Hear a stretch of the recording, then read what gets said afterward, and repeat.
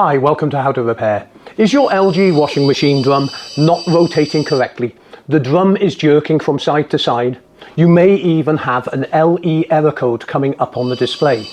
This is a fault which is to do with the motor, or specifically the hall sensor, or the wiring going through to the hall sensor.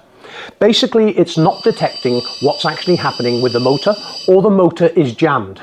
There are three faults that can occur with these. The drum should be rotating perfectly freely like this demonstration machine, but on this machine it's just jerking from side to side. But the drum could also be locked, meaning a sock may be jammed in between the drum inner and outer, stopping the drum from rotating. This too can actually bring up an LE error code.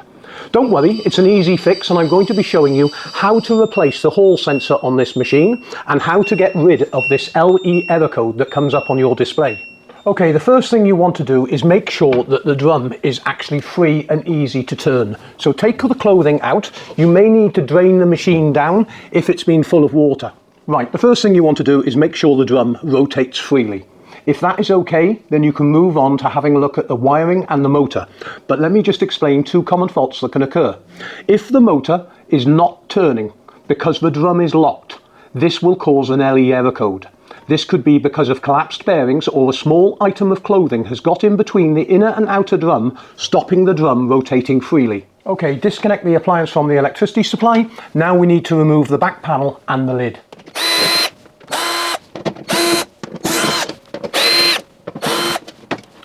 There's pins top and bottom, so you need to bend the panel slightly to lift this out.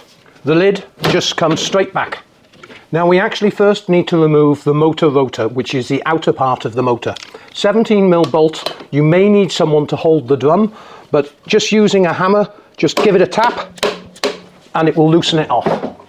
Then holding the actual rotor, just rotate and take the bolt out. This is the actual motor agitator hub, and these splines sometimes can strip out. This is why you may be hearing the motor running but the drum not turning, and sometimes these plastic splines can actually shear and strip. To take the motor off, just hold the motor carefully, it is magnetic, and give it a rock from side to side, pulling it towards you. The first thing you need to be looking at is the magnets all the way around this rotor, making sure there's no cracks or any damage to any of these rotors, as this also can cause a problem. Okay, the first thing we need to do is actually undo the clips holding the wiring, because when we ease the motor back, we don't want it to rip any of the wires. Next, using a 10mm socket, remove the 6 bolts holding the windings in place.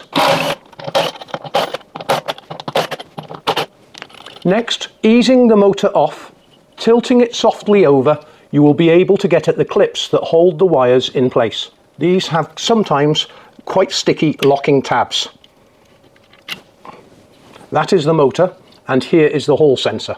Before replacing the hall sensor, it is worth checking each of the wires that go from the hall sensor to the printed circuit board. Just using a multimeter set on continuity, connect up each individual wire and then go to the circuit board to check the other end. The wiring is grey, white, blue, red. Using a small screwdriver, just get behind the tab at the top and just ease it backwards. This will allow you then to test each individual wire for continuity. Do a continuity check on each wire, all going to the hall sensor, and it's also worth checking the wires on the motor. If any of them are damaged, repair them or replace them before actually replacing the hall sensor, as this may be the problem. It is also worth doing a quick check on the 3 phases of the motor. So we're going to go across each phase field and just do an ohms reading test on 200 range. We got 7.8, 7.8 and 7.8 across the other field. All those look correct. So now we're going to replace the hall sensor. Now, using a small screwdriver, just go behind the locking tab at the back, and they are quite awkward to get off. Just carefully prise up the tab and you'll be able to take the hall sensor off. It is very important, whether you need a motor or a new hall sensor, to make sure that you use your model number off the identification plate on your machine to make sure you are getting the correct hall sensor for the machine. LG did produce a couple of different hall sensors over the last few years. Okay, once you've got your new hall sensor, just line it up correctly.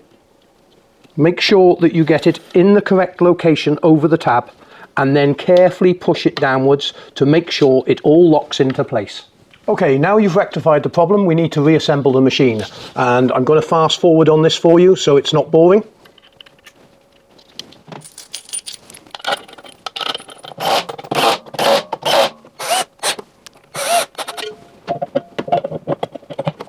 Make sure you put Loctite on the threads.